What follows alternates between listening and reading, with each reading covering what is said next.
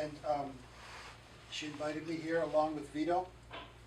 And I just wanted to start out by giving a shout out to them and their creation here, the Bodhi Heart Center.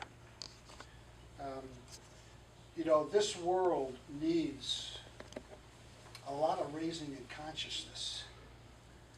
A lot of raising in consciousness. And I'm so grateful for what Sharon and Vito have put together here, which is a place that's designed for just that purpose, to raise the consciousness of the world.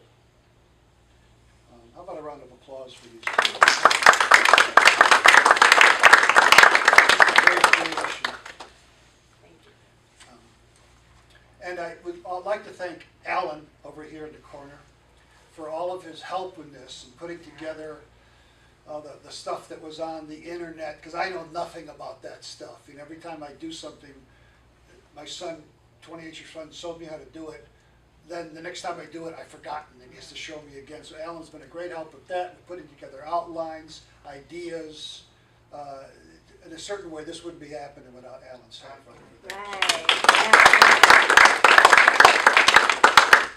Right. I'm from the southwest side of Chicago. I always sort of describe myself as I'm just a guy from the southwest side of Chicago.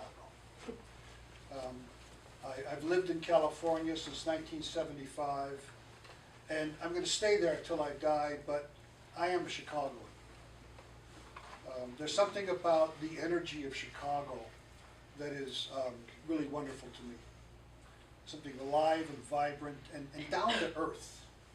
Down to earth. And people say, I'm a retired psychotherapist. And, oh, yeah, you psychotherapist, blah, blah. Nah, I'm just a guy from the southwest side of Chicago.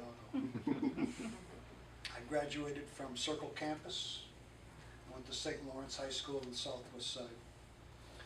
So what I'm going to talk about tonight is my truth. That's all it is. I don't think that you should believe what I'm talking about. In fact, I think one of the huge problems in this world is just that there's a lot of people and organizations running around that tell you that you should believe what they got to peddle. I am not into missionary work. So this is not a missionary endeavor on my part. Anything that I say that you relate to, okay, great. Anything you disagree with, please speak up and say so. So I'm encouraging people to ask questions, to make comments, to disagree. I do not have a hold on the truth. I have a hold on my truth. And that's been one of my big lessons in my life, is learning just that. One of the great teachers in my life, Bob Dylan, wrote that don't follow leaders and watch the parking meters. And he also wrote, you don't have to be a weatherman to know which way the wind blows. And one of my other teachers, Jesus, said, supposedly, the kingdom of God is within. And those three statements pretty much summarize my philosophy on my life. Is that I started out a Roman Catholic back in the old days of the Roman Catholic Church. And basically you were told that you did not know the truth and they knew it. And in fact, you were born with original sin. And you needed what they had to tell you, and you were not allowed to question. And of course that translated over to, of course, then you had to believe the priests and the nuns and the Pope, who was infallible. But that also translated to the country. And back in those days, we believed the president would never lie. People a little older, you remember those days, right? The country was right. We were a country that would do right regardless. And so I grew up with this paradigm that the truth was outside of me. And I'm going to tell stories today about my learning, the lessons, that the truth's got to come from within here. Not that you can't listen to what people got to say, listen to what the workshop leaders have to say, listen to what the books say, listen to what the music says, but ultimately it has to pass this test. during the Vietnam War, when I was at Circle, after I got back from Vietnam, when the United States invaded Cambodia, pretty much the campuses all over the country went on strike. That was when the students were started at Kent State. And at Circle, there was a strike, but some of the teachers held classes anyhow, but they turned it into an anti-war teaching. So a meteorology class I was taking, excuse my language here, but I'm going to say the word shit, okay, hope you don't mind. But he did the meteorology class that day on the absence of the shit detector in America. And he did a big write-up. And what he basically said was that in America, that our natural-born shit detectors have been disabled. Now, a shit detector is something inside of you that basically says, nope, not accurate, don't like that one. And I know mine had been disabled. And that's why I related to this talking about the shit detector.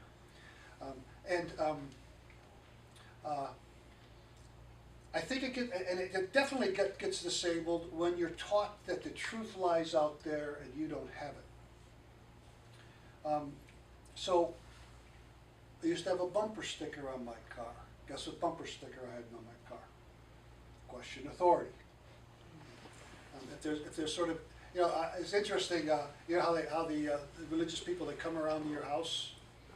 Ever had that come to your house? They're trying to sell you this stuff, and there's that one. I don't know which one it is, but it's always these 19-year-old boys in ties.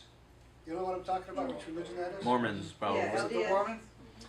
And they come, and it just sort of, every time it sort of shocks me that these 19 and 21-year-old boys think they have the truth that you should know. It's amazing when you think about that, right? I mean, I don't even think I have the truth that you should know, and I'm 70 for crying out loud. So please, you know, feel free, questions, comments, disagreements, whatever. I believe that everyone's life is a roadmap. That in everyone's life pretty much is all you need to figure things out. That within each one of our lives, if we look at it and examine it, we can get a roadmap to figuring out our problems, to owning more of our emotions, and if you're on a spiritual bent, to a road into the spirit. I've used my life in that way. When I was, I'm a retired psychotherapist, and I was a clinical director at a clinic in Santa Rosa, California for many years, and supervised probably 300 interns while I was there, interns who were becoming therapists. And therapists, they say it's really important to have a theoretical orientation. You know, what do you believe? Do you believe childhood stuff causes problems? Do you believe what you think causes problems? Do you believe what you do causes problems? And then there's theories around each of these of how to work with clients and what malfunction is and what health is, et cetera, et cetera. And I used to urge them, sure, you know, take an idea from this theory, take an idea from that theory, but use your life. Use your life as your theoretical orientation. Because I think that the truth for each of us in your examined life is more than enough to get you through and to gain wisdom on your part. So I'm going to be using my life today. So I'm not talking about every man when I'm talking about this. There are a lot of men that have a balance between their emotional access and their outward focus, which I'll talk about in a little while. I've noticed that my nephews, usually they have this. They have this sense of outer focus, and they have a strong sense of connection with their emotions. And I think this is, there's kind of a movement going on around the world around it. But so many men in power don't have this. Some men, rich and poor, have used their aggression and lack of empathy to amass power and control. Others have stumbled through life with very little internal compass, and in the process have lost touch with their souls, their compassion, and meaning. I know I did, and I still do to a large extent, but thankfully not as much as before. Can women benefit from this? Why are women here? Anybody answer? Why is a woman here? Yeah. I want to understand men better. Okay. Yeah, that's pretty much. I remember when I first met my wife, Fran, about 14 years ago. She'd had a series of really horrible relationships, so she was pretty untrusting. And I started telling her about this stuff. You know, in the beginning she's going, what kind of wool are you trying to pull over my eyes? You know? I started talking to her about this stuff, and I was talking to her about what I'm going to talk today about, the dilemma that many men are in. Because I don't think that she had looked at it like a dilemma that men were in. She had looked at it like, who the hell are these men? And what is up with these men, right? You know? And I started explaining to her what I thought the dilemma that so many of us men are in. She says she gained a lot more empathy for men, instead of like, men, Jesus Christ, blah, blah, blah, you know, more empathy for it. So hopefully that might happen. I'm not suggesting that men give up their outer focus. It's impossible. I think it's DNA directed. But I'm suggesting that as more and more men can go on an inward journey. You guys remember Joseph Campbell? Talked about the hero's journey. You know, he said that basically every major religion in the world has a whole lot written about the inward journey of people. Jesus Christ was big on this one, by the way, although a lot of times the church claims this isn't so, but he was really big on the notion of going inward, that the truth lies in here somewhere. I'm going to throw out some spiritual ideas. In no way in the world do I think that you should be spiritual. Again, because I don't believe in this, right? You should be who you are. I'm fully who you are. So if I say things about spiritual stuff that you don't agree with or whatever, that's great. Don't allow that to get in the way. Like I said earlier to a few people that I've given this is the first time I've given it with a spiritual bent, but I've given this talk for a while now to like clinics and to people studying to be therapists, and about men learning how to go inward towards their emotion instead of staying so outward focused. So don't let any spiritual ideas I throw out get in the way of hearing the other stuff. Anybody have any areas they want me to cover that definitely want to hear about or talk about? Okay. I'm big on intentions. I've learned that, in fact, my son, he was having bad luck with girls for about a year there. And he kept meeting girls, and if he liked them, they didn't like him, and if they liked him, he didn't like them. And so I had him start doing intentions a month ago, and I just heard that he's got a new girlfriend since I've left town. So I think the intentions work for him.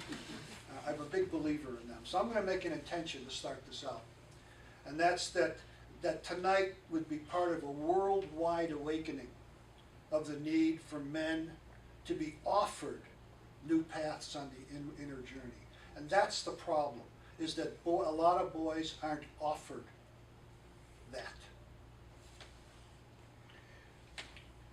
When you asked if there's any area that we'd like to explore, I wasn't thinking fast enough, but now that I'm thinking about this, leadership Yeah. is an area of interest to me. Yes.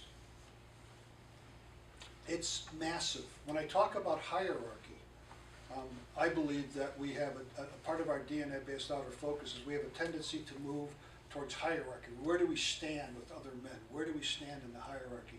And this is a wonderful thing, but it's caused a lot of problems in the world. And that sometimes takes the place of leadership, if you know what I'm talking about. Human beings can take a simple activity, form a club, and you have a hierarchy, That's right. which takes the fun out of the simple activity. They can very often do that. But about another way to look at leadership is that in our culture, like in popular culture, government and stuff, there are so few men that really model a strong outer focus. They can be competitive and aggressive and so forth, but at the same time have a strong inward connection with their emotions and their spirituality, but at least their emotions. And this nice, combination happens there. And there's just not a lot of models, and in our popular culture does not use this as a model at all. And that to me would be a big part of leadership would be, for men, for especially boys, to see this hybrid man that I think is going to be really necessary for the world to really change. Does that make sense? Mostly. I just felt leadership is just apparent in so many different facets of daily life. Yeah. I didn't think fast enough when you said that. I think, yeah, I'd like to learn more about leadership and what true leadership looks like and how to be more. My of a hunch leader. is leadership is earned. You know, leadership has to do with modeling, what you show, and then people might follow a bit or learn from that. You know, and I don't think leadership has much to do with power and control, which hierarchy has a lot to do with power and control. So, like I said, you know, I was raised in the southwest side of Chicago. I was an altar boy. I was a patrol boy. Played varsity basketball for St. Lawrence High School. I was a starting center my junior and senior year.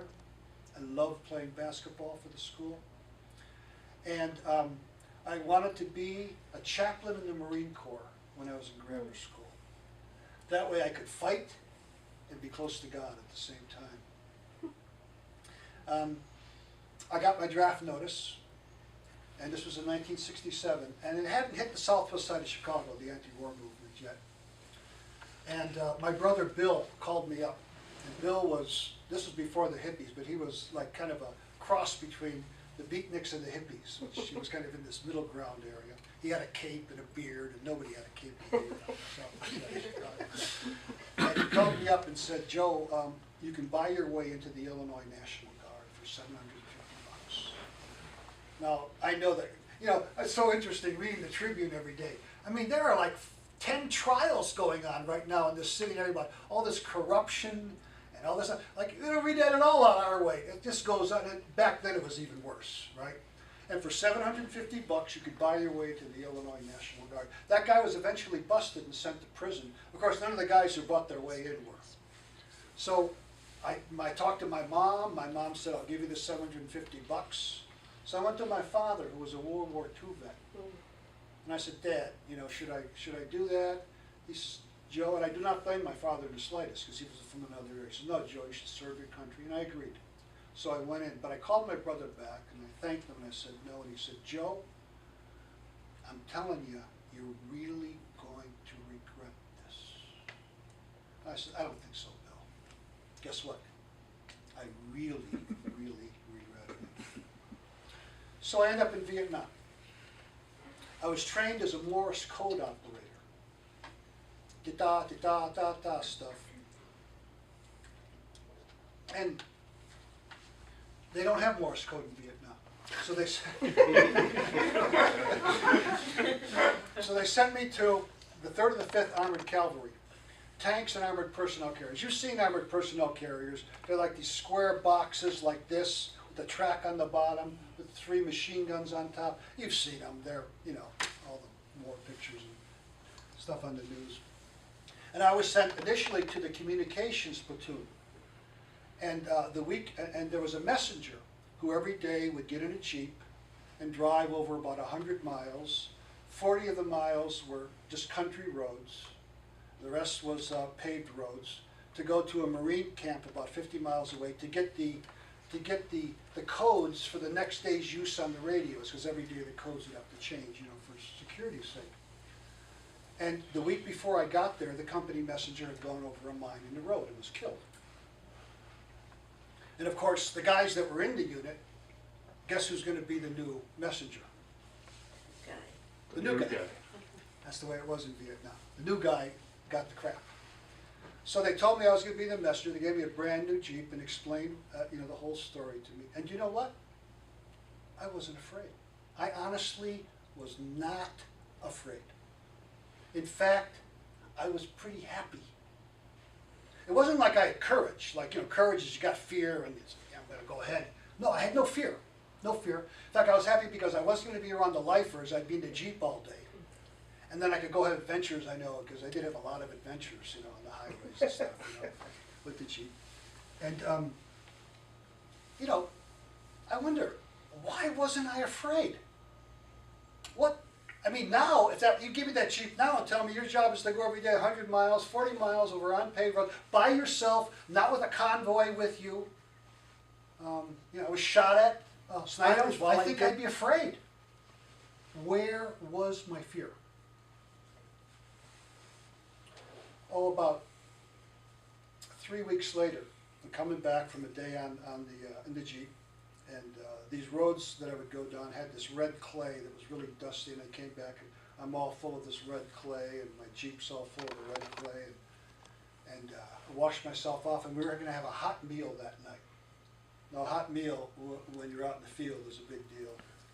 And there was this creek running through this where we were camped. It was a sand dune area, and this creek ran through, and that was the only foliage and trees were covering the creek. And I was so happy because I was gonna go get my hot dinner, and there was mail. There was mail there. Now, mail when you were in Vietnam was a big deal. And so I was walking to the creek area, and I heard this splashing and gurgling and sounds, and I look over, and they're drowning this prisoner. This Korean rock marine and a Green Beret were drowning this guy. Now, this was common. Abuse of prisoners was the rule. And people in America didn't know it would happen all the time. They were drowning this guy, and I was shocked. And I had a .45 caliber pistol on my side, because they gave that to me to drive the Jeep, because if you're driving and you need to have a weapon, a rifle was too cumbersome, so you had a pistol. And I was shocked, and I saw this, and then I walked to the over here, and there was another prisoner on the bank. And he was tied up. He had copper wire in his arms and legs, and he had shorts on. His clothes were taken off him. And I was sort of struck initially by, there was his rifle and the bullets, his bullets, only about 8 or 9 bullets. And his bandolier had been open, and there was corn and rice, and there were some rubber sandals and a pith helmet. And I was sort of surprised at the small amount of equipment he had. And I thought immediately of all the equipment that we would lug around.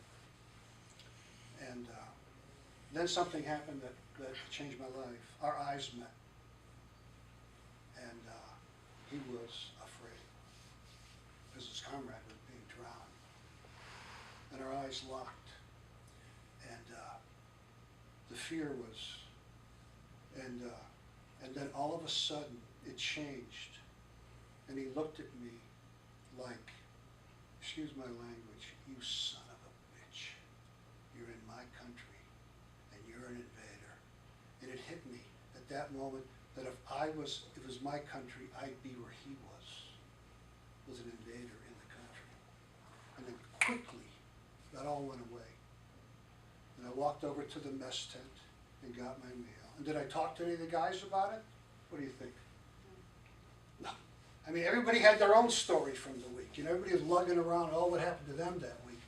So never talked to anybody about that. The memory wasn't repressed. I had the memory, but there was no emotion with it. About 10 years later, I was at a summer camp we had put together called Cooperative Camps for Children in Berkeley. And it was a left-wing political summer camp. Out on the East Coast, they used to have these, they were called Jewish summer camps. A lot of Jewish folks were involved in them. And they were like left-wing summer camps, which they would talk about left-wing politics and FDR and all that kind of business. And so we kind of modeled it after that. We had this summer, only in Berkeley, of course, right? Left-wing politics. And I was talking to the adults one night about this story, and in the middle of the story, I burst out crying and ran out of the room. And that opened it up for me. And then all these feelings came up to me about it. I felt shame. I felt guilt. Why didn't I take out my .45 caliber pistol and put it to the head of the Green Beret and say, stop drowning this guy? Well, nothing would have happened, because that was standard operating procedure, And I felt just so much guilt about looking at this guy, and when he looked at me, and he became personal to me. He became a living human being. He wasn't that, excuse my language, he wasn't a gook. He wasn't a slope, he wasn't a dink, because those are the common words used there. And I felt just tremendous shame, and I knew at the time, and then it really hit me how I was part of something evil. And how could that be? How could I be part of something? And that war was evil. That war was immoral, illegal. Oh, it was, what we did to the Vietnamese people is, And for years, I felt like a criminal about that. Luckily, my current wife, Fran, when I first started talking to her about that and expressing how I felt like, evil and all that kind of business, and she eventually talked me into the idea that, I was 19 years old and they lied to us and et cetera, et cetera. But thank God this woman in my life assisted me with it. But where were those feelings afterwards? Why did it take 10 years for all that stuff to pour out of me? A couple weeks later, it was raining a lot and I couldn't take my Jeep because the roads were flooded and they put me in a helicopter. Just me in a helicopter. You've seen the Huey helicopters, you got the two machine gunners on the door, and then you got this big open doors on the side, and I was sitting there. And I guess that there had been a firefight, and there was no medevac helicopter around. We were the closest ones, so ours landed. And I'm looking, and all of a sudden they throw this guy in here. And he's got his clothes blown off his body. He's a mess. And the helicopter, instead of going straight up, banks real sharply, because of rocket-propelled grenades. If you bank sharply, you're less of a target. And he starts to roll out of the helicopter. So I jump down and I grab him. And he's got freckles, got red hair, crew cut. And he's turning blue. And the ride takes 20 minutes. And I'm just holding him. And he's getting bluer and bluer and bluer. And then all of a sudden we land and the MASH people come and take him off. And I'm assuming he was dead by the point we got there. And of course, same story. Didn't tell anybody. Who was I going to tell of the guys the guys I was with in Vietnam? Who'd want to hear that? Everybody's got their own stuff they're lugging around from the week. And that one took 14 years. And one night I was with my wife before Fran, who died of cancer 14 years ago. And I had just gone through a trauma with her, and we'd worked it out. And somehow that trauma opened me up to that. And one night I started sobbing. And I sobbed for 2 hours about the red-headed Irishman, and that I didn't give him artificial respiration, that he died in my arms, and I felt guilty about it. I felt guilty just the fact that he died in my arms. And then the next night, the same thing. I sobbed and I sobbed and I sobbed. So later on, this really sparked some interest in me. Where was my emotions all those years? How could that be? When I thought about myself as a boy, I was known as the big crybaby in the family. When I was 4 years old, I cried so much, my parents brought me to the doctor. The doctor put me in the hospital so they could observe me for the night. And this is a true story. They come to pick me up the next day, and my mom says, "What's wrong with Joe?" And the doctor said, "Nothing, he's just a big crybaby." And then, when I had my 2 sons and they were born, they were born with their emotions fully intact. This is one of the things I'm going to talk about in a little while. You don't learn the emotions, people. I think you learn guilt and shame. Those are the ones I think we learn. The rest of them, they're there. They're prepackaged. You look at a boy when he's born, he is full of anger, sadness, fear, joy, love, awe, what else? The whole deal. It just pours out of him. Okay? And that was true for me. What happened by the time I was 19? Where did most of them go? And that led me partly, one of the reasons on this journey about this stuff. And my boys were one of the reasons that brought me. I saw them. They just expressed and emoted.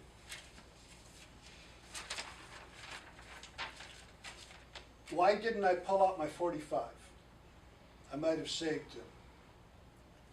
I felt tremendous guilt and shame. I knew he was right. I would have done the same thing he was doing if my country wasn't ready. Why did I forget about it so quickly? Why was I so numb? Why were we all so numb over there? Why had I allowed myself to be fooled into this insanity? We abuse prisoners all the time. How could the public image back home be so different than the reality? Why was there so much racism over there? Dink, gook, slope, all that business. ridiculous. Why were so many soldiers willing to do what they were ordered to do? Why was authority so blindly obeyed? Why were so many good men able to do, witness, and not speak up about so many evil things, myself included? How could the chaplain tell me we were doing God's work? I'll tell you that story later. How could we be part of something so evil? How could I be part of that? Why didn't we over there demand that we live up to American ideals? Later on, when I got back from the war, I joined the Vietnam Veterans Against the War. And it was one of the, I think it saved my life to get involved with them here in Chicago. And I became coordinator of Illinois and Iowa. And one time we held what was called the Winter Soldier Investigation in Detroit, in which we testified about war crimes we either participated in and saw. And there's a book called The Winter Soldier Investigation. If you ever wanted to look at it, it's not very good reading. But that war crimes were part of the standard operating procedure over there. And I believe that war crimes are part of the standard operating procedure in all wars. I think that when you end up in a war, you end up doing the most brutal of things. It's just the way wars go. So,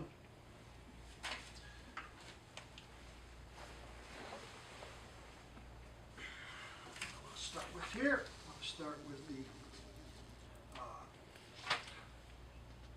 emotional access. Boys, I believe, are born with their emotions fully intact.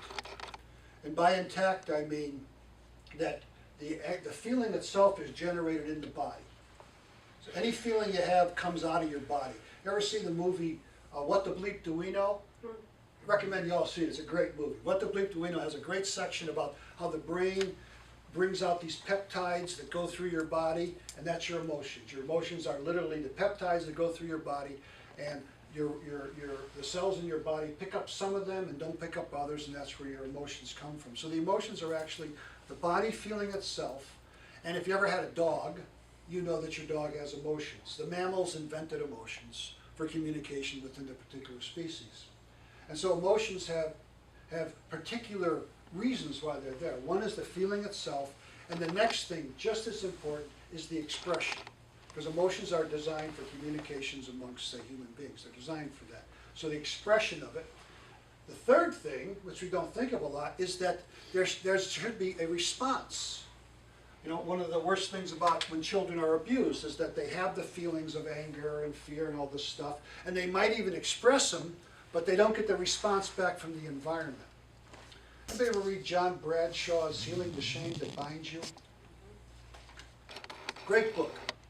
He says that shame is the result of having an emotion and not having a response from the environment. Now, that doesn't mean every time you have an emotion, you got to, if you have children, you can't respond to all their emotions. You go nuts, right? But if you have an emotion over and over about a particular situation and the environment doesn't respond, that shame is the result. And that's why so many veterans have so much shame, because there's so much emotions built up in stuff that they don't get to express. And then the fourth part about emotion, which is interesting, I think, for humans, is that they kind of wipe the slate clean. You know, when my wife died 15 years ago, and I went to hospice, and I went to groups and individual therapy, and I had all this, you know, emotions I couldn't even describe, sadness, fear, anger, all of those stuff. And by expressing it and talking about it, somehow or other, my life was able to go on in a good way again. So emotions are also a way to wipe the slate clean. And they are DNA certified, no question about it, as part of our DNA. Okay? Now let's take a look at civilization. Civilization started 8,000 years ago, 6,000 years ago, right? Prior to civilization, we're talking human beings, the Homo sapiens, about 150,000 years. DNA does not change that much in 150,000 years. It takes a long time. So man before civilization had this. When boys were born, prior to civilization, they had their emotions intact. That makes sense to everybody? They had their emotions intact. This will make more sense in a little But early man had very short, men and women, had very short, difficult lives. This is the average age, an old age prior to civilization, especially like tens of thousands of years prior, 30 years old, you were an old timer. Okay? When women would have their menstrual period would start, they'd have babies. Boys became fathers at very young ages. You had to, there was no childhood, in that sense that we speak of it. There definitely wasn't any adolescence in pre-med. And it was a tough life. It was a really tough life.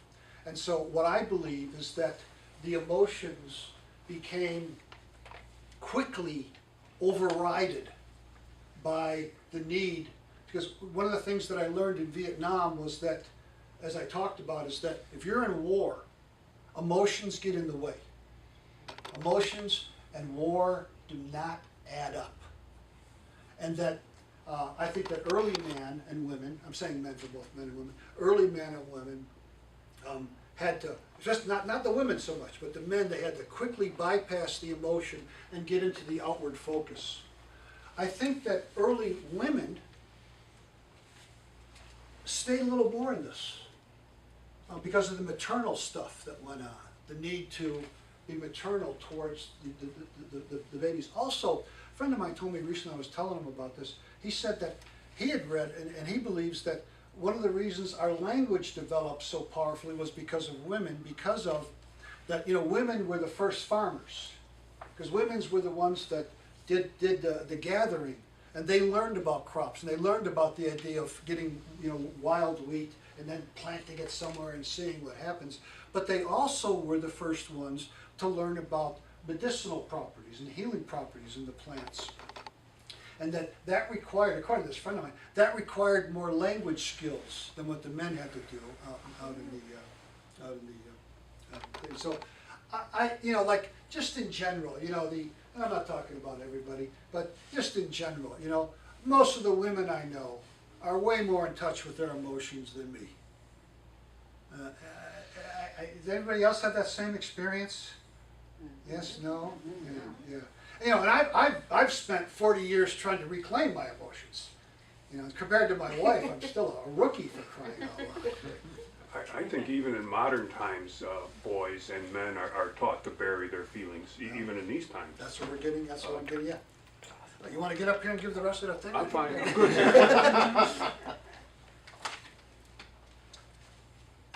So, again, DNA. This is not learned. In fact, interesting about emotions, that I believe that guilt and shame are not inherent. That literally we're taught that. And people have this thing about anger, and that men are angry. Men are not angry. You're going, no, you're way off base on this one, Joe. No, anger as an emotion is a good thing. But anger is always situation specific. Okay? It was designed that way. Somebody, cuts me off in the car, and I have to swerve, get out of the way, and I give them a beep. There's some anger. Beep. Right? But I rev my car up, and I run the guy off the road, and I get him out, and I smash him. That's not anger. That's rage. Okay? Our country is anger-phobic. How often do you hear people saying, it's getting a little more popular, but that made me angry. Don't do that again. How often do you hear something like that? In fact, in general, it's considered bad form. It's just, hold that stuff in. But rage, we make homage to rage. How many of our movies and TV programs are basically about rage, paying homage to it? How many? Over and over again. And I'll talk later about, I founded a domestic violence treatment program for men, and we had to I literally taught men who had violence problems how to be angry. Okay? And how to recognize when it's rage that's coming out. And what I believe rage is this accumulated anger that when you get into a situation in which you get angry, the anger starts and then, whoa, out comes the rage. I mean, I was so full of rage when I got back from Vietnam, it was unbelievable. Any questions about that idea with the anger and rage? Full of love and safety and actually freedom and creativity. And then we look at our bodies, and our bodies often contain limits, pain, a sense of death. You know, so in a way, it seems to me that there's almost like a comparison for men between this supposed interaction between the outer focus and the emotional access, and then our own spiritual supposed differences between our sort of soul side and our body side. That makes sense to everybody? And of course, the object is to get at that there doesn't have to be at all a struggle, that they're actually all the same thing when you get down to it. We were going to take a break in an hour. What time is it? Oh, we got time. So,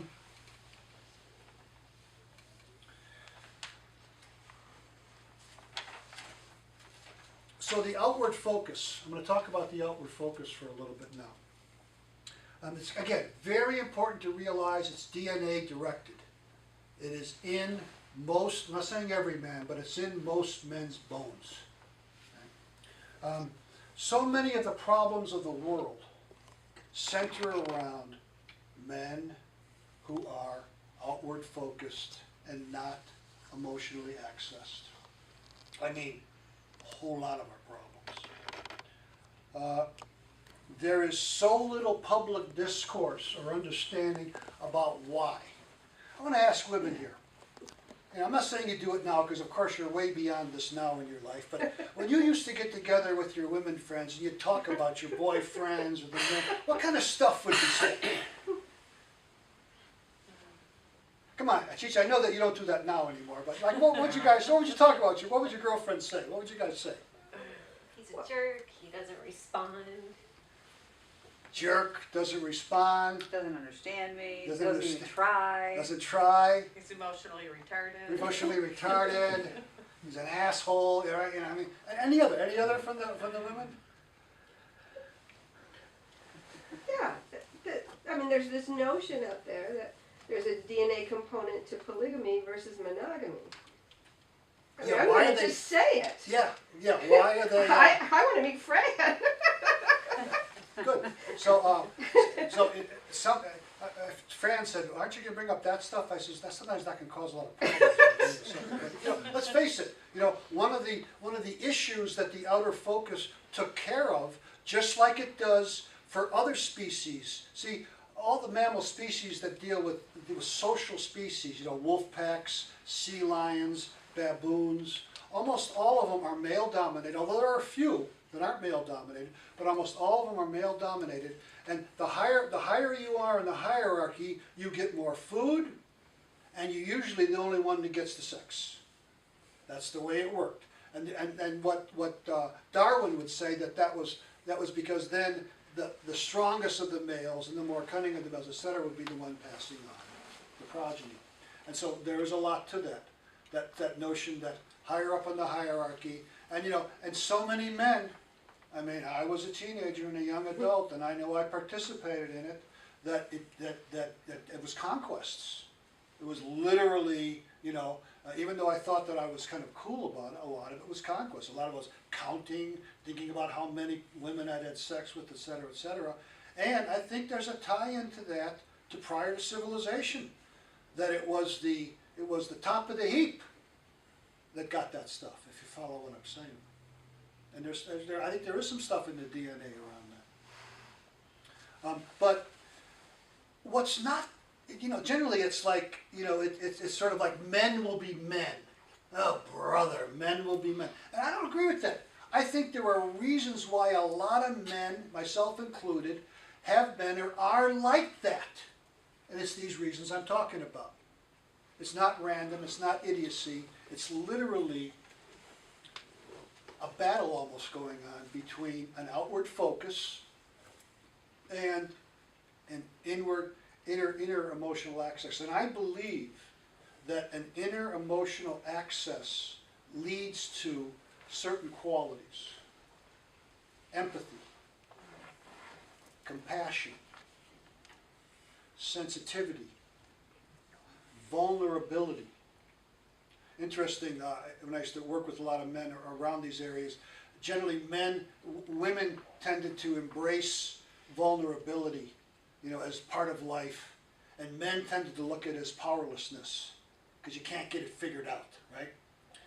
Vulnerability. Cooperation, I think, is part of the inner focus, inner emotional focus.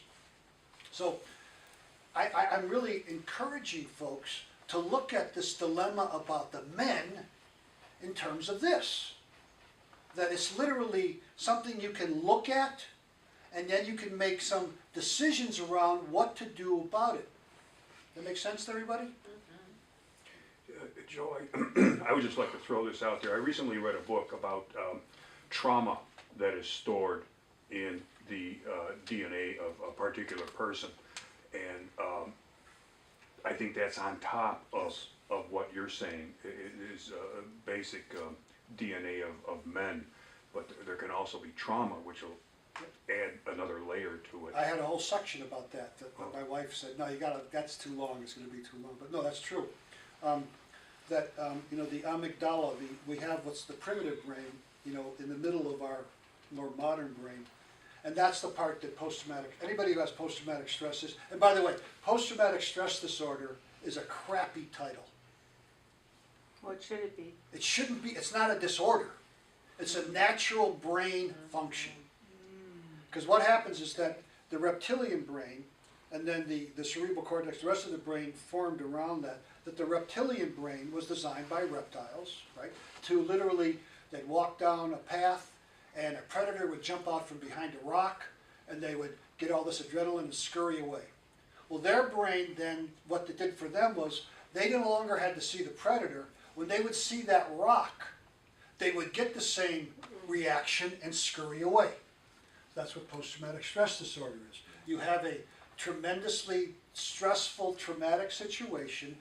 Your cerebral cortex shuts down. The part of your brain that literally deals with words.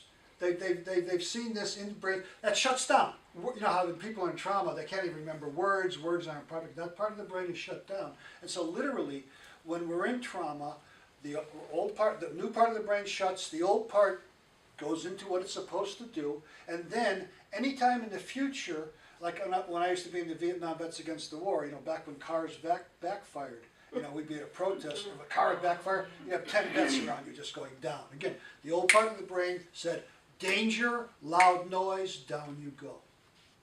And so, yeah, and then I've done a bit of study on this, and in our culture, if you ever get a chance to read When Tigers Sleep by Peter Levine, great book. And what he says is that animals in the wild, like when a gazelle is chased by a lion and gets away, there's a lot of trauma there, there's adrenaline. And they literally go find a dark, quiet, safe place to go to sleep.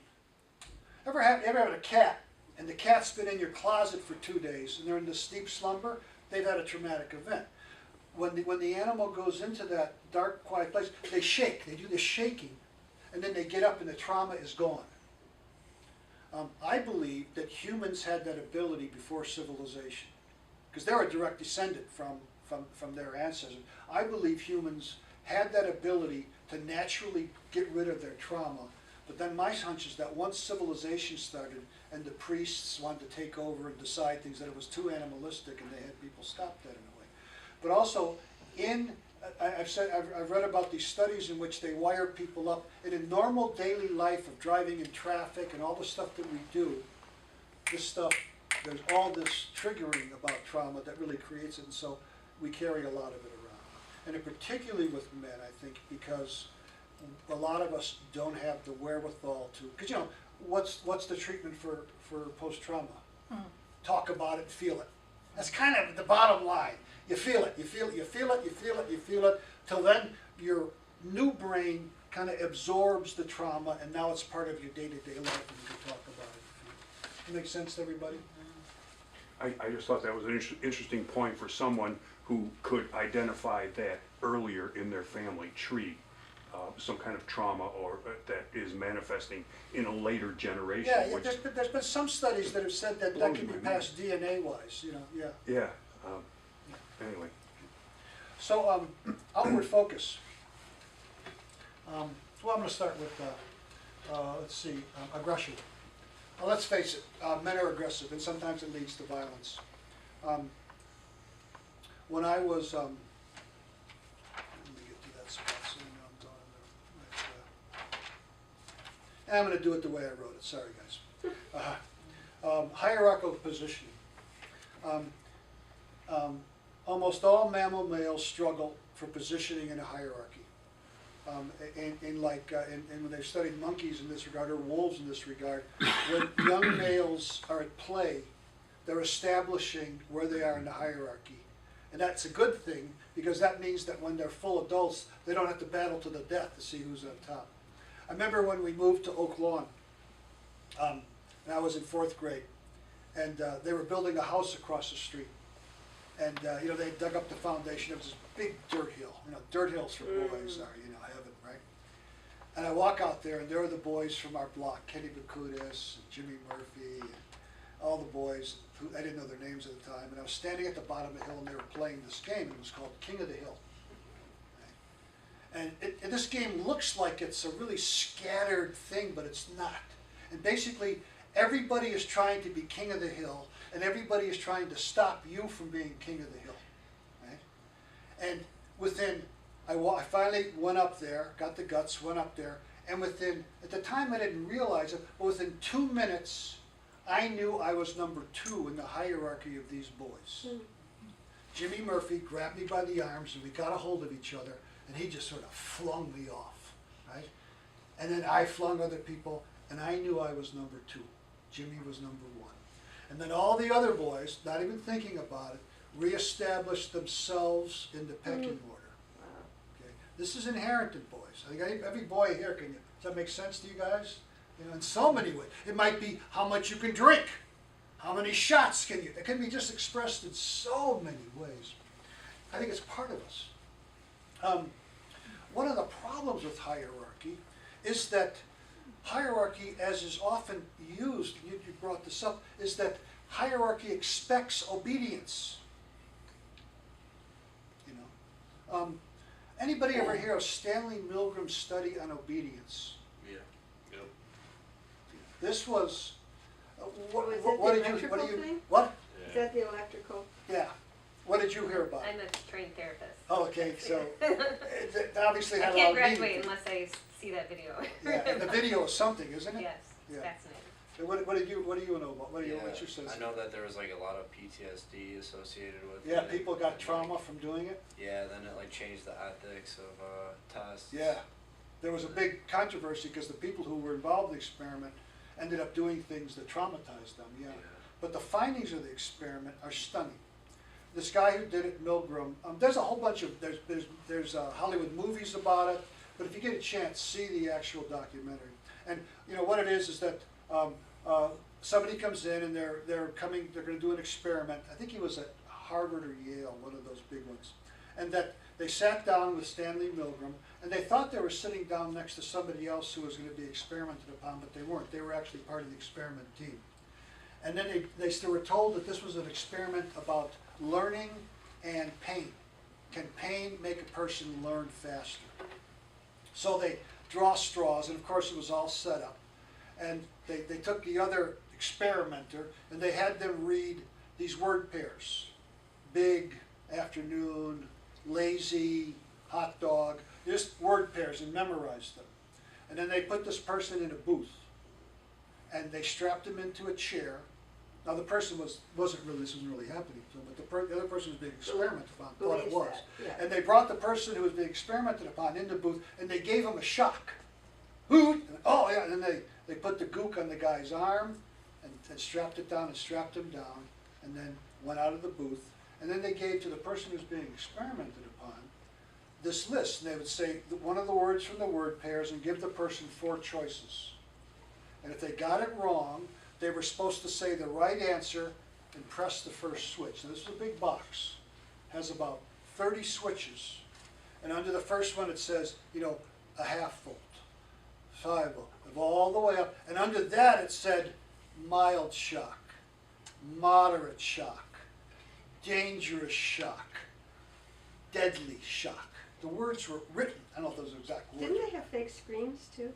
Well, I had to get into this. Oh, I'm sorry. So the person would start, ask a question, the person would get it wrong. It was an intercom between them, and Milgram would say, okay, tell them the correct word pair, and then press the first one, and you'd hear a. So as they start going up, and every time they got one wrong, they went up to the next switch. So they start getting up to about the 10th switch, and the person in the booth starts going, "Ow!" And then the person would always turn around, they're saying "ow," and Milgram would say, "They've agreed to do the experiment, and I take full responsibility, press the next switch." Okay. And "ow!" So after about 10 more switches, the person in the booth starts going, "I want out of here! I don't want to be in this anymore!" The person would turn, and when you see the documentary, it's just shocking. The person would turn around, and I'm not putting down the people that are pressing the buttons. I think that there's more to it than just they were bad people. They just were being bowled over by authority, right? And they would, nope, you must go on. So finally the person in the booth starts saying, "I have a bad heart. You have to stop." Turn around, Milgram would say, "Keep going on." So finally the person is literally screaming in the booth, shaking, remember this stuff? In the booth, and then finally they ask a question and there's no answer. So a lot of times the person would be relieved, "Oh, there's no answer, we should get him out." No answer is the same as a wrong answer. Give the right response and press the next button. So finally the person, the last 10 switches they pushed, the person's not even answering in the booth. When he started this experiment, he was Jewish, and a lot of his family had died in the concentration camps. He was trying to show that Americans wouldn't obey authority. 60% of the people didn't stop. Oh, his hypothesis was that they would stop? Yes. Oh my God. He thought that he was going to show that Americans would not obey authority, like a lot of the Nazis. 60%. And he did this experiment all different kinds of ways. Years later, he was roundly criticized because of the trauma that it caused for a lot of the people who were being experimented upon, that were pressing the buttons. To me, this experiment speaks to one of the big problems of hierarchy, is that hierarchy demands obedience. When I was in the Vietnam Veterans Against the War in Chicago, most of us were combat vets who fought in Vietnam, and we were against the war. And we got home, and we were told that we were in Vietnam to secure the constitutional rights of all Americans, which was a lie. And so we started protesting. And we were labeled un-American, we were labeled traitors, and the FBI went out of their way to go after us. Eventually, I received 200, my sisters have probably all seen these, 200 pages of FBI and Chicago Red Squad undercover files. They had somebody we had a commune, a veterans commune, they had somebody living with us who was an FBI informant. I was arrested numerous times. One time the Chicago police took me to the police station and beat me up in an elevator, taunting me, calling me a traitor, saying I was un-American, all that kind of stuff. And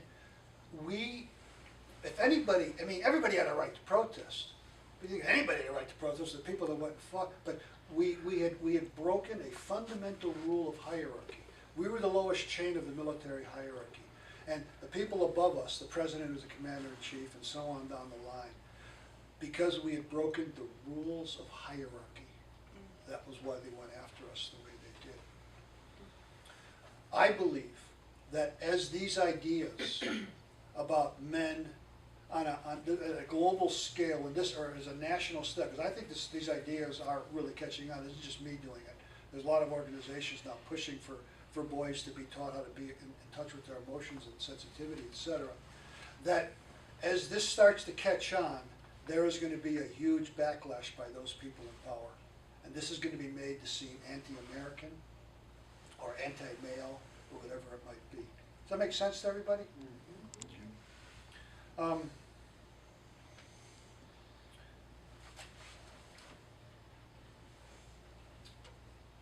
denial of, dampening and denial of emotions. One time in Vietnam, two men actually tried to hold him down, they couldn't hold him down. And finally two other soldiers, big guys, had to come and hold this guy down. He was like a big stallion, he just was going crazy. And I said to my buddy who was next to me, I said, you know what? I think he knows where he is. Because I think that my sense was that he let it in emotionally where he was. And so this dampening and denial of emotions, when you think about early man, was very important. With the trauma of having wild beasts trying to kill the clan and people, other clans trying to come in and take the females or kill the men, take the food, etc. That this dampening of emotions was extremely important. Also with the dampening of emotions, I remember in high school basketball, and this works, when you are playing organized sports, emotions is not a good idea. They're not. When you are playing organized sports, that to get angry is not a good thing. It gets in the way of, when you're playing organized sports, the most important things in a way are, I mean, in general, what's thought of as the most important things are, one, that you keep emotions out of it, that you use your aggression, a controlled aggression, and that you use the natural ability you have and the skills that your body memory has put together, say, to do certain things in basketball. And that, I remember we were told this over and over, as I would get angry, don't let your emotions get involved. And in general, that's a good thing. It's a good thing after you played a team not to be really happy and stuff if you beat them. Because it kind of pushes the team down. It's a good thing to dampen the emotions down when you play. But I think it's also probably really important to teach boys that once they're outside of the gym, it's a really good thing to have your emotions and to express them. I have a good friend of mine who's a very successful high school basketball coach out in our area, and he coaches other coaches, and that's his big mission now. One of his missions is to coach other coaches about this idea that sure, you coach them when they're with you about that stuff, but you also encourage them, you tell them, this is not a good idea to do outside of the gym. It's a good idea to have your emotions. Okay. I'm not going to go into all the different stories I had about the older folks, but you guys get the general idea of this, right? Okay, so then all of a sudden, civilization comes around. This was the big, in some ways, game changer. You know, because what happened was, as the women started to be able to plant crops and actually, cramp wheat and et cetera, and the domestication of animals happened, human beings started settling down in one area. And as they did this, a surplus of food happened. And of course, when a surplus of food happened, population starts to explode. And as the population exploded, they built permanent homes. They started to build walls, irrigation. And as more and more people stayed in that one area, a problem developed. Sigmund Freud said that once civilization started, the big dilemma that faced it was, now that we got civilization, what are we going to do with the men? What are we going to do with this unbridled competitiveness, potential for violence, hierarchy, this, need for one man to pass his seed and the other, as you can see, as people started to live together in groups, this could cause a lot of problems. So they literally had to start organizing the outward focus. And what do you think was one of the big inventions? An army. Army. I was thinking, you get all those guys together, they got to go invade something, and you need an army for that. But also to protect, because once these city-states started, this was not fairyland. This was fairyland would be fairyland in the sense of like nice fairies floating around. This was dog eat dog. City-states would try and conquer each other. We never said we were terribly intelligent. We can do stuff. Yeah. And so armies. So they organized aggression and violence. Now, the same thing. Boys were born with their emotions intact and the outward focus. So what was in the best interest of the city-states to do with this potential conflict in boys? They had to dampen the emotional access as quickly as possible, because let's face it, people who are engaged in war don't do as good of a job when they're in touch with their emotions as men that aren't in touch. So they had to literally start organizing this dampening. Now, a lot of times they didn't know they were doing it, but of course it worked out that way. And most men that were in armies back then were not regular soldiers. They were craftsmen and farmers and etc. But they would be called up and they had to be ready to fight. And so it was really important that boys not have a lot of emotional access back then. And that's when hierarchy really started to blossom. You know, hierarchy prior to civilization was within a clan. There was a hierarchical with the males, right? Now, once civilization started, religion began, and religion started using hierarchy. Government started. Generally, it was a king or stuff, but hierarchy was established. And down through the years, if you think about it, hierarchy has really, really flourished in terms of this natural state for men. Does that make sense what I'm saying?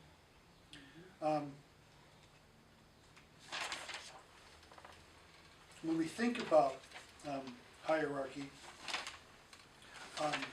it's used in all kinds of crazy ways. At one point in Vietnam, we had a Vietnamese village really close to us, and there were VC that lived in there.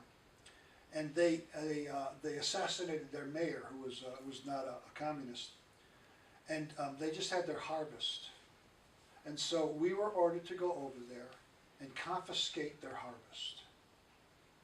And this wasn't like, you know, taking a couple of pounds of rice. This was taking away their livelihood. This was taking away their food. Taking away their money they were going to make from the rice. And when we did it, it was really horrible. You know, people were crying. There were a group of boys went on this hill, they pulled their pants down. And they were going, GI number 10, Ho Chi Minh number 1, GI number 10. And then this other guy down the track, he put a shotgun and shot it in the air and they scattered. But there was quite a few of us that were really disgusted by this.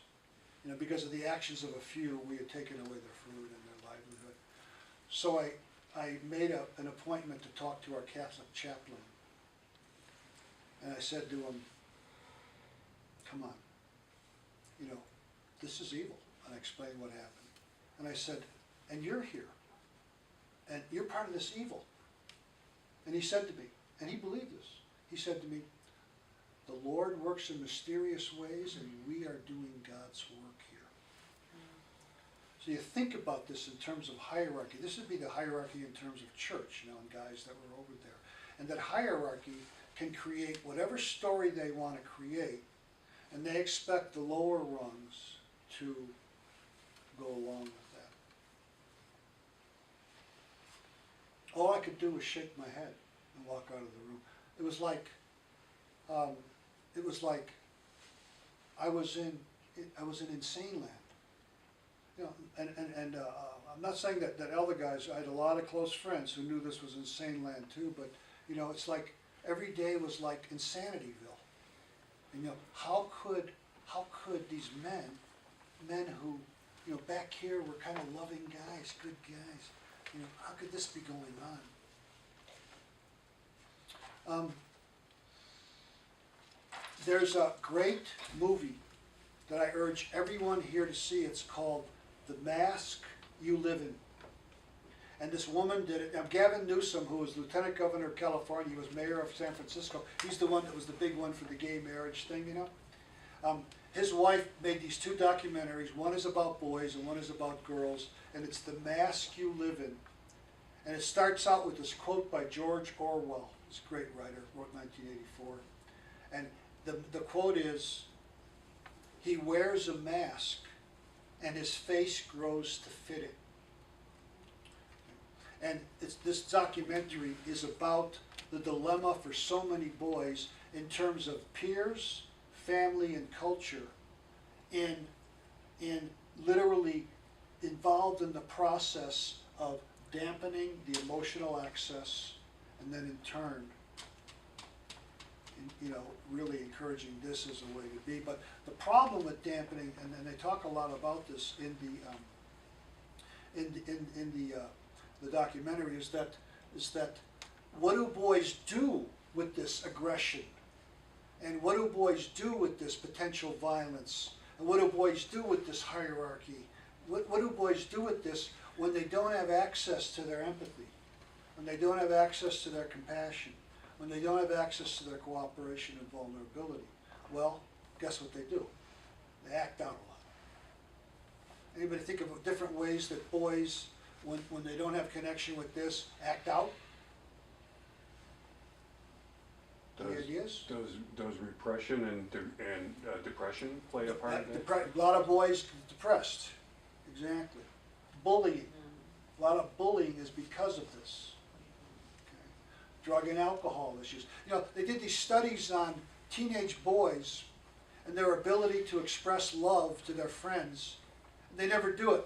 But guess this is one of the only times, when I'm not talking all teenage boys, but one of the only times when they get to express affection to other boys. When they're drunk. When they're drunk. Remember that? I remember that. You hug a guy, I love you. Interesting thing about it. So many men don't have many men friends. I used to be surprised about that. There, guys that were actually put together pretty well didn't have that many friends. And that is a real problem, I think, for a lot of men in this country. And one of the funny things in Vietnam was, here we were in the midst of the most outward expression that we could have, the least emotional access, yet my friends over there, I have never been closer to a group of men than I was in Vietnam. We were lovers, not sexually, but we were lovers. We loved each other, and we told each other that. It was amazing. And I've been in men's groups, and I've led men's groups, and been in men's groups, and poker groups, and basketball. All kinds of men's groups. Never have been close to the connection that we have with each other in Vietnam. So, man up. Don't be a pussy. You're a fag. Don't be a bitch. You're pussy whipped. Of course, notice the misogyny and the anti-homosexuality in those. Grow a pair. Sissies cry. Don't let nobody disrespect you, etc. Right? I imagine. I know you guys are fairly evolved guys. How often do you hear that kind of stuff from other guys? Decent amount. More so in high school. What? More so in high school. Yeah. That's true for you? Yeah. Yeah.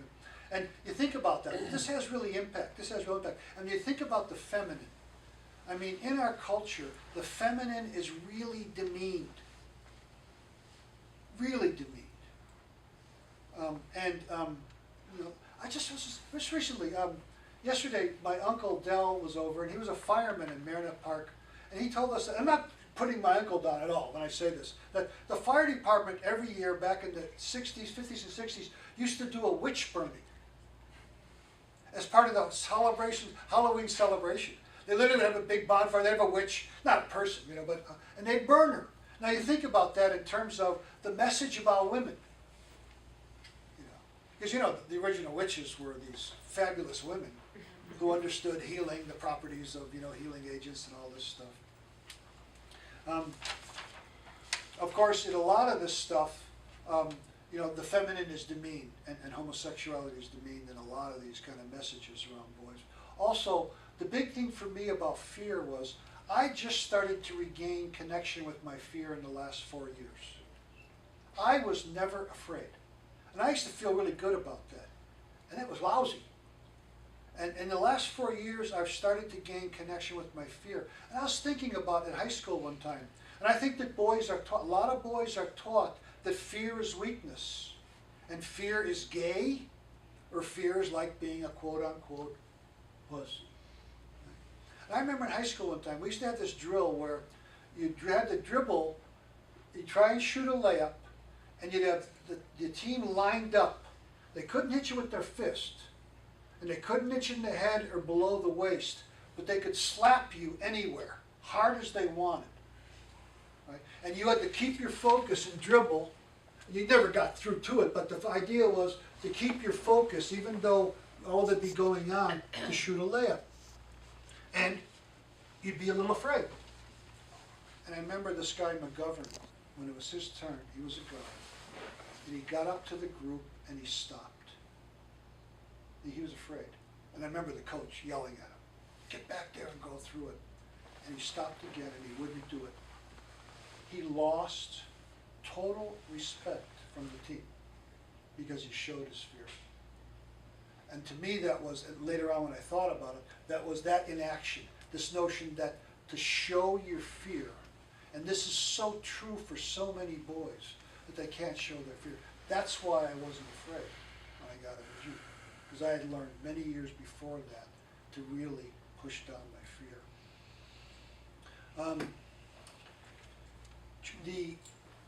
When you think about advertising and you think about how they portray boys and girls in their advertising, so much of it is this hyper-masculinity and hyper-femininity. Just watch, anytime you watch a commercial in the future about stuff for boys, children, teenagers, and notice how they portray the girls and the products they do, the colors they use in the products, all that stuff in the boys, and this whole sense of hyper-masculinity and hyper-femininity are really pushed. If you think about movies, TVs, and video games, and you think about the violence that's portrayed, the rage that's portrayed, and the objectification of women. God, I'm sounding like people in the past. They used to go, God, stop talking like that. It's freedom of speech. I do believe in freedom of speech. But if you think about that our boys are subject to this stuff in immense amounts. And a lot of the stuff with the rage is a glorification of it. And it's got to have an effect. It's got to have an effect. So when boys are taught a more fluid and modeled, a more fluid, these studies that have done in which boys are in classes, are taught about, and they're modeled by the males and the older males in the classes about how to express their vulnerability and talk about their feelings. What they've seen is that the brains just cooperate with that. Our brains will cooperate with whatever we're offered in the long run, right? So boys that are modeled and taught emotional access will go towards emotional access. I'll be wrapping up in a minute. I was a founder of a domestic violence treatment program in Santa Rosa, and these were men and women that have been arrested for domestic violence and convicted of it, and they had to go to treatment. And I was appalled at the treatment programs that were available for these men and women. They would just shame them. They called them perpetrators. That's how they addressed them. Every session they had to own up to the violence they committed. And there was no real treatment. It was shaming. And so I finally talked the probation department into letting us try a different way, and they were into it, which thank God they were. And we provided psychotherapy for the men and women in different groups. And for the men's groups, one thing that I saw right away was one of the problems with the men was, first of all, they weren't a bunch of violent guys. The vast majority of men that were arrested for domestic violence were actually very passive guys who weren't that violent in their life. A lot of them had drug and alcohol problems, but they had, they would explode every once in a while, and that would be the problem. And one thing that I thought was going on was I noticed that they were so unable to talk about their emotions, to even express their emotions. What were they? So we started this program called Emotional Reclamation. And one of the big things was that after we got the groups going for a while, and some of the guys got into this, that when a guy would be arrested and sent to our group, they would go into a group that was already going on, and the group was actually talking about things in emotional ways. They were encouraged to do that, and they would do it. And the group would talk in emotional ways, like I would say to them, so let's talk about sadness. how often do we talk about sadness in this group? And we, 3% of the time, 5% of the time. Somebody would say, we don't need to talk about sadness, but then it would be, well, do you think we could up the ante and make it that we talk about a new guy when they saw other men, and these weren't like your, softy therapist types, right? These were like guys, guys talking about their feelings together, expressing their feelings, emoting their feelings, they almost always went for it. If it was offered and they saw other men, we used to say, excuse the language, these guys got a set of them down there, and they can express their feelings. I'm sorry if that offends anybody, but in the sense that these were guys who were expressing their feelings, and what I saw was that men naturally gravitated toward that. They wanted that, even though they didn't know they did. They wanted this natural birthright. Now sure, some of the guys shucked and jived and BS'd about it, but so many guys were so grateful for the emotional access they gained in these programs. I believe that men are hungry for this. Now the problem at times is that once you get to be my age, you're kind of set in certain ways. I've done all this emotional reclamation, and I think I've gathered back about 30% of what it could be naturally there. I think that's about as far as I'm going, to be frank, But that 30% has meant a lot in my life, believe me. It's meant a lot in the women in my life, and it's meant a lot in my children's life. And I think a lot of men here probably have maybe even a higher percentage. But what's totally necessary is in Mexico right now. Did you hear recently that the president of Mexico has started to challenge the country around the macho male culture? The macho male culture in Mexico comes from Spain, and it is an inbred thing in that country. Men are supposed to act a certain way. They're supposed to be chivalrous. And part of that is that you have your virgin wife, who you love and adore, but then you have your puta on the outside and all this business. And a lot of this is really aggression and violence and demeaning of women in this. And he has actually started to say that this macho culture is something that's got to go. Believe me, for the president of Mexico to say that, that's really, really big. And that's what I think is required. It's required that we have a national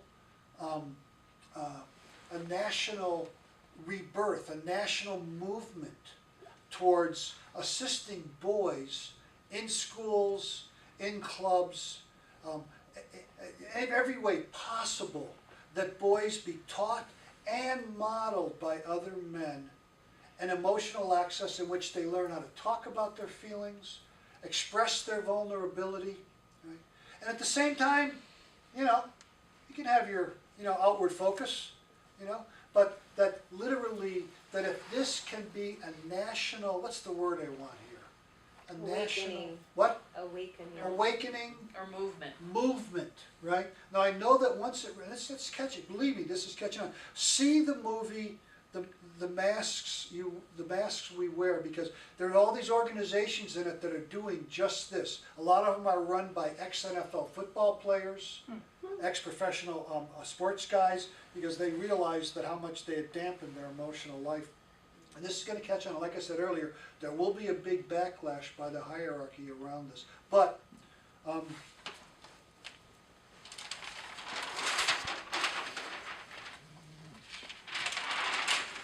the things I did about the anxiety I had about doing this and everything.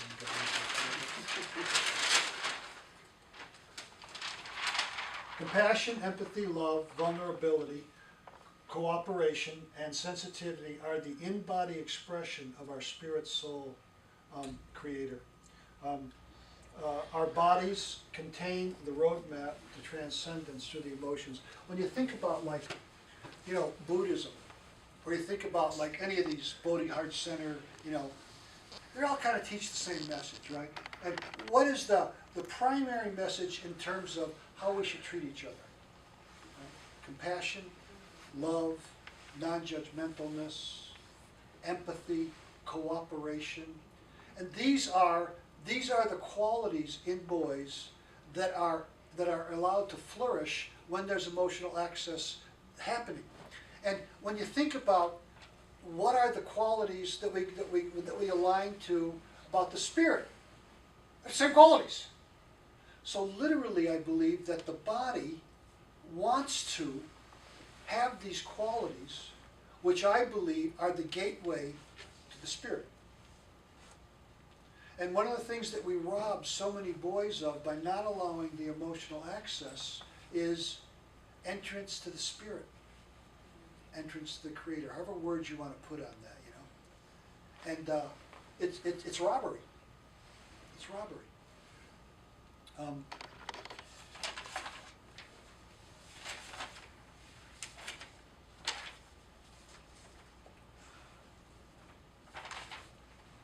Where is that? Okay, we need to, there's the two things more. We need to realize the marginalization of women and the mistrust of the feminine. It is just endemic in our country. The degradation so many women go through every day. The degradation so many of us men put our women through. I mean, my wife has pointed out to me different phrases that I'll use that now that I've become more aware of this stuff, I can see are just literally expressions of it. And I'm not talking about, you stinking bitch. I'm not talking about anything like that. I'm talking about just these phrases. So I think that we all men must learn to honor the sacred feminine. We must learn to listen to women. All the growth that I've had, I say I got to attribute 90% of it to the women in my life. We have to listen to women.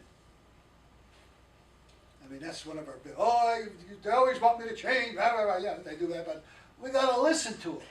We got to listen to what they got to say. One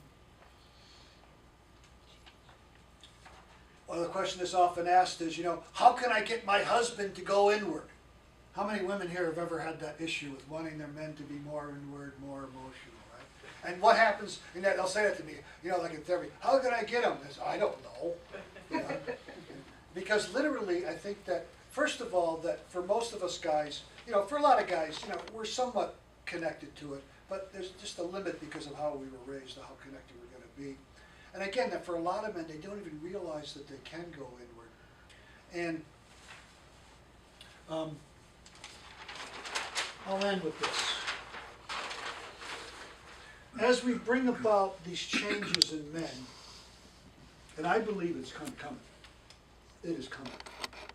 And I think it's coming on really like gangbusters in the next 10 years, just as I think national health care will be coming on in the next years as gangbusters, but that's all there. As we bring about these changes in men, many women have been waiting patiently for this transformation. We help change the consciousness of our country and the world. A consciousness based on compassion, cooperation, empathy, and love. This will replace a consciousness, which I believe we have in this country, a consciousness based on past conquerings, entitlement, rage, fear, exclusion. I just drove through Englewood. You talk about exclusion, about a culture excluding a group of people. Power and control. If enough men go inward, it doesn't have to be all. I would think if 50% of the men went inward, the world would be transformed. Any other questions, comments? I was thinking about that saying, there's no crying in baseball. Mm-hmm. Oh, yeah. That's a biggie. That, if you're a man, a boy, you don't cry. Oh, no. They've done studies. Most boys by the age of 8 no longer cry in public. And most boys by the age of 12 very rarely cry. I didn't cry from the age of 10. One time I cried when me and my father had a go-around about something and he was hitting me with a belt, but I was telling him, you know, screw you and stuff. But I didn't cry from 10 until that day that I was given that talk and I burst out crying. So we're talking like 14 years. I never cried once. And then men aren't comfortable with our crying in turn, and then it's you're like the hysterical woman. That's one of the, I think one of the big problems between men and women is that Yes. misunderstanding that our emotions and our crying and that wonderful thing we do, they label it hysteria, That's right. crazy. Yes. You know, they want to push that down, and Yes. they don't want to hear it. They don't want to see it. Well, they have most to look of at us, themselves. myself included, aren't. I'm uncomfortable when my wife cries. But I've had to learn. I used to make jokes, but I've had to learn that there's a part of me that doesn't like it when she cries, and I want her. I want her to stop. I mean, to feel better, whatever. And you're right. I think there's a there's a wanting to fix it. At least I know that's like men fix things and solve problems. The So that's- outward focus. Crying is a problem. Right. The outward focus. Right. You know, do something about it. Yeah. Crying can be seen as an indictment too. What's that? It can be seen as an indictment too. If a woman is crying, I mean, a man says, well, I should be able to fix this and I should be able to control this, and you can't, and it's like taking your power away. Powerlessness. Mm-hmm. Yeah. I think more women have this very anti-liberal thing to say. What's that? What? Sorry, sorry, conversation. I think more women have taken on a lot more masculine energy, and it's very difficult then to model the looking inward, because I think women, you know, I listen to, I think women really struggle with this just as much. So we're at a loss, because if men could or maybe used to look to us for that, it's more difficult, I think. Yeah, I think you're right. I think you're right.